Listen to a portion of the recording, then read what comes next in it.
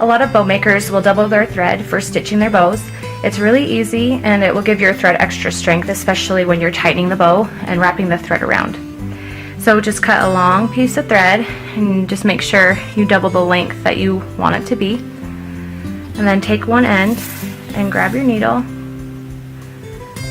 and thread it through the needle, and then just pull it until you get to the end.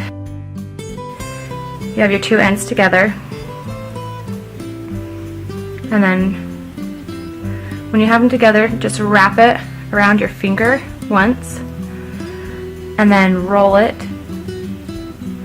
and then squeeze it between your other finger and your thumb, and then pull down, and then you'll have your knot. And it's a super easy knot, and this one's a little bit funky, but you can just cut it off, and then you have your doubled thread and you're ready to stitch up some beautiful bows.